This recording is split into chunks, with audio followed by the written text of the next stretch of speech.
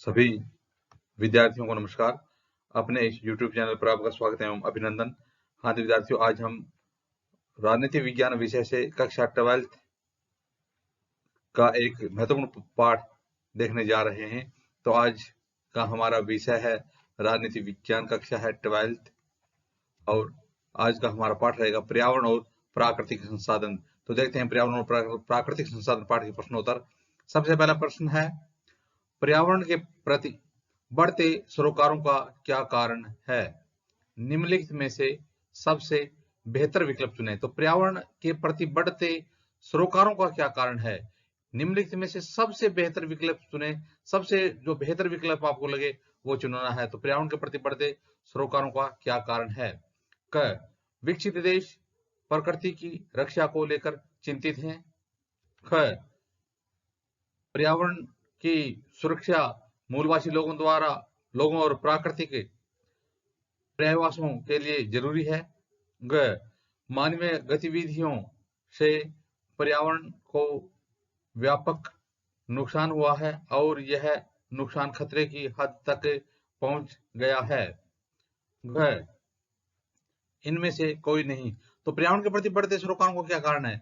विकसित देश प्रकृति की रक्षा को लेकर के चिंतित है। यह तो सरोकार नहीं। क्यों? क्योंकि चिंतित होते तो पर्यावरण प्रदूषित होता नहीं। पर्यावरण की सुरक्षा मूलवासी लोगों और प्राकृतिक पर्यावासों के लिए जरूरी है, सबके लिए जरूरी है, यह विषय नहीं है। मानवीय गतिविधियों से पर्यावरण को व्यापक नुकसान हुआ है और यह नुकसान खतरे की हद तक पहुंच गया है। बिल्कुल यह सही है, क्योंकि मानवीय गतिविधियों से पर्यावरण को व्यापक नुकसान हुआ है और यह नुकसान खतरे की हद तक पहुंच गया। इसलिए इसका उत्तर हो जाएगा ग, मानवीय गतिविधियों से पर्यावरण को व्यापक नुकसान हुआ है और यह नुकसान खतरे की हद तक पहुंच गया है। हाँ तो विद्यार्थियों, देखते हैं अगले प्रश्नोत्तर। अगला हमारा प्रश्न है, निम्नलिखित कथनों में से प्रत्येक के आगे सही या गलत का चिन्ह लगाना है। तो जो सही है उसके आगे सही और जो गलत है उसके आगे गलत या सही या गलत लिखना है। तो देखिए, पृथ्वी सम्मेलन के बारे में है ये कथन है ना। ये सारे के सारे कथन किसके बारे में? पृथ्वी शिखर सम्मेलन के बारे में है। तो पृथ्वी शिखर सम्मेलन है, उसके बारे में कौन कौन से जो कथन है वो सही है और कौन कौन से कथन गलत हैं। क, इनमें 170 देश, हजारों स्वयंसेवी संगठन तथा अनेक बहुराष्ट्रीय कंपनियों ने भाग लिया। तो क्या पृथ्वी शिखर सम्मेलन में 170 देश, हजारों स्वयंसेवी संगठन तथा अनेक बहुराष्ट्रीय कंपनियों ने भाग लिया, यह सही है या गलत? तो बिल्कुल सही है, क्योंकि 170 देशों और हजारों स्वयंसेवी संगठन तथा अनेक बहुराष्ट्रीय कंपनियों ने इसमें भाग लिया था। है यह सम्मेलन संयुक्त राष्ट्र संघ के तत्वाधान में हुआ। यह यानी पृथ्वी शिखर सम्मेलन था। तो क्या यह सम्मेलन संयुक्त राष्ट्र संघ के तत्वाधान में हुआ? बिल्कुल सही है, क्योंकि यह संयुक्त राष्ट्र संघ के तत्वाधान में ही हुआ था। ग, वैश्विक पर्यावरण मुद्दों ने पहली बार राजनीतिक धरातल पर ठोस आकार ग्रहण किया। तो वैश्विक पर्यावरण के मुद्दों ने, यानी इससे पहले इतने जो मुद्दे थे वो प्रभावी नहीं थे। तो यह कह रहा है कि वैश्विक पर्यावरण मुद्दों ने पहली बार राजनीतिक धरातल पर ठोस आकार ग्रहण किया। यह सही है गलत है? तो बिल्कुल सही है, क्योंकि पहली बार वैश्विक पर्यावरण मुद्दों ने राजनीतिक धरातल पर ठोस आकार ग्रहण किया था। घ, यह महासम्मेलनी बैठक थी। तो क्या यह एक महासम्मेलनी बैठक थी? तो देखिए गलत है, यह एक महासम्मेलनी बैठक नहीं थी। तो इस प्रकार से हमने जो सही है उनको सही और जो उनके सामने गलत थे उनके सामने गलत का चिन्ह लगाया।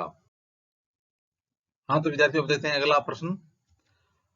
अगला प्रश्न है, विश्व की साझी विरासत के बारे में निम्नलिखित में से कौन से कथन सही हैं? तो आपको बताना है कि विश्व की साझी विरासत के बारे में कौन से कथन सही हैं। तो वो है सही और गलत बताना है। क, धरती का वायुमंडल, अंटार्कटिका समुद्री सतह और बाहरी अंतरिक्ष को विश्व की साझी विरासत माना जाता है। कह रहा है कि धरती का वायुमंडल है, अंटार्कटिका है, समुद्री सतह है, बाहरी अंतरिक्ष को विश्व की साझी विरासत माना जाता है क्या? तो बिल्कुल सही है। यदि प्रश्न पूछ लिया जाए कि विश्व की साझी विरासत कौन कौन से हैं, कोई 2 नाम लिखो, 3 नाम लिखो, तो इस प्रकार से उनमें से हम नाम दे सकते हैं। तो धरती का वायुमंडल है, अंटार्कटिका है, इसके अलावा समुद्री सतह और बाहरी अंतरिक्ष को विश्व की साझी सतह या विश्व की साझी विरासत माना जाता है। खैर, विश्व की साझी विरासत किसी राज्य के संप्रभु क्षेत्राधिकार में नहीं आते, यानी विश्व की साझी विरासत होती है किसी राज्य के संप्रभु के क्षेत्राधिकार में नहीं आती। तो यह सही है गलत है? तो बिल्कुल सही है, क्योंकि विश्व की साझी विरासत होगी तो वो किसी राज्य के क्षेत्राधिकार में नहीं आएगी। तो यह सही है बिल्कुल। गए विश्व की साझी विरासत के प्रबंधन के सवाल पर उत्तरी और दक्षिणी देशों के बीच मतभेद है, यानी विश्व की साझी विरासत है, इसके प्रबंधन के सवाल पर उत्तरी और दक्षिणी देशों के बीच मतभेद है। तो बिल्कुल सही है, क्योंकि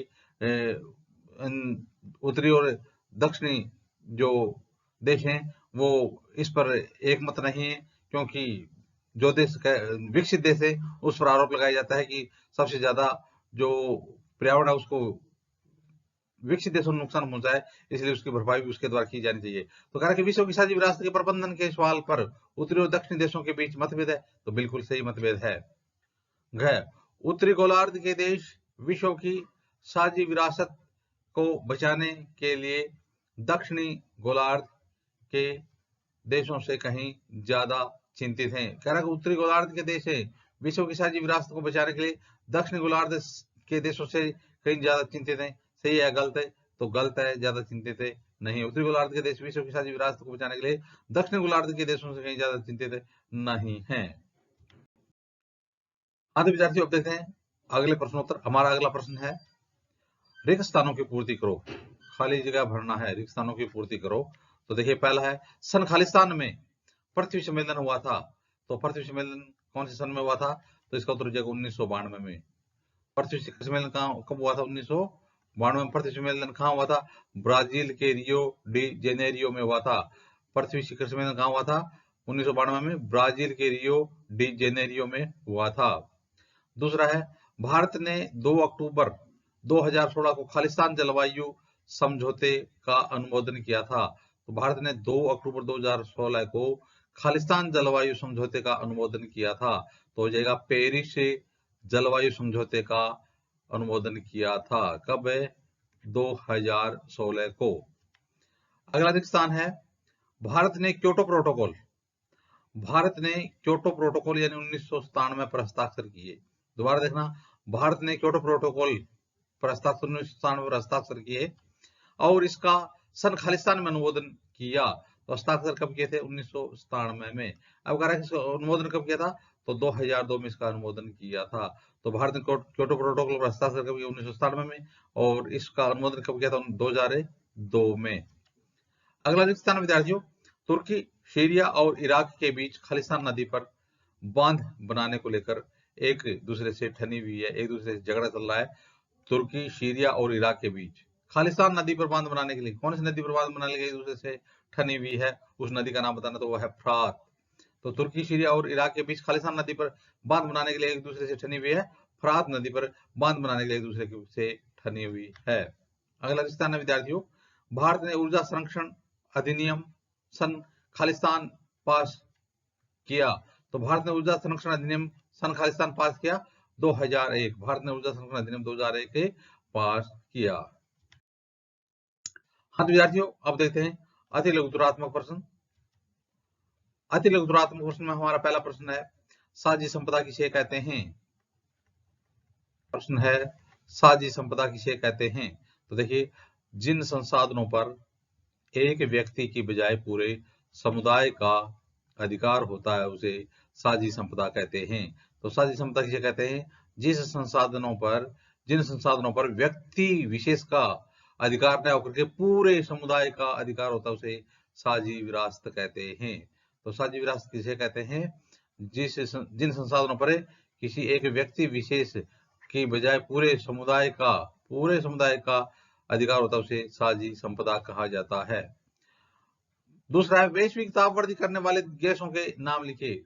वैश्विक तापवृद्धि करने वाली गैसों के नाम लिखिए। तो वैश्विक तापवृद्धि में जो सहायक गैसें हैं वो कौन कौन सी हो जाएंगी? देखिए, हो जाएंगी कार्बन डाइऑक्साइड। कौन सी? कार्बन डाइऑक्साइड, मीथेन और हाइड्रोफ्लोरो। कौन कौन सी गैसें हैं? कार्बन डाइऑक्साइड, मीथेन और हाइड्रोफ्लोरो गैसें हैं। ये वैश्विक तापवृद्धि करने वाली गैसें हैं। अगला है, फिलीपींस के कोर्डिलेरा क्षेत्र में कितने लाख मूल निवासी लोग रहते हैं? कहां पर है? फिलीपींस के कोर्डेरा, फिलीपींस के कोर्डिलेरा, दोबारा देना, फिलीपींस के कोर्डिलेरा क्षेत्र में कितने लाख मूल निवासी लोग रहते हैं? 20 लाख मूल निवासी लोग रहते हैं। तो यह माध्यमिक शिक्षा बोर्ड में यह प्रश्न पूछा भी गया है। तो इस प्रश्न को पूछा गया है, महत्वपूर्ण प्रश्न है कि फिलीपींस के कोर्डिलेरा क्षेत्र में कितने लाख मूल निवासी लोग रहते हैं? तो हो जाएगा 20 लाख मूल निवासी लोग रहते हैं। अगला प्रश्न, आज का हमारा अतिलघु गुणात्मक प्रश्नों में अगला प्रश्न है, टिकाऊ विकास क्या है? टिकाऊ विकास क्या है? तो देखिए विद्यार्थियों, टिकाऊ विकास से आशय है कि प्राकृतिक संसाधनों का ऐसा प्रयोग करना कि वर्तमान पीढ़ी की आवश्यकताएं पूरी हों और भविष्य के लिए भी बची रहें। टिकाऊ विकास से आशय है कि प्राकृतिक संसाधनों का ऐसा प्रयोग करना कि वर्तमान पीढ़ी, द्वारा देना, वर्तमान पीढ़ी की आवश्यकताएं पूरी हो जाएं और भविष्य के लिए भी बचा रहे। वर्तमान पीढ़ी की आवश्यकताएं तो पूरी हो जाए और भविष्य के लिए बचा रहे, वो क्या है? टिकाऊ विकास है। विश्व में सबसे बड़ा तेल उत्पादक देश कौन सा है? तो संसार का सबसे बड़ा तेल उत्पादक देश कौन सा है? संसार का सबसे बड़ा तेल उत्पादक देश है सऊदी अरब। विश्व का सबसे बड़ा तेल उत्पादक देश कौन सा है? विश्व का सबसे बड़ा तेल उत्पादक देश है सऊदी अरब। भारत में किन लोगों को मूलवासी कहा जाता है? भारत में किन लोगों को मूलवासी कहा जाता है? तो देखिए, भारत में अनुसूचित जनजाति या आदिवासी लोगों को मूलवासी कहा जाता है। तो भारत में अनुसूचित जनजाति या आदिवासी लोगों को मूलवासी कहा जाता है। तो इस प्रकार से विद्यार्थियों, आज हमने राजनीति विज्ञान के महत्वपूर्ण पाठ के प्रश्न उत्तर देखे। आगे आने वाले वीडियो में इसी प्रकार प्रश्न उत्तर देखते रहेंगे। आप भी अपने YouTube चैनल के साथ बने रहिए। वीडियो देखने के लिए धन्यवाद।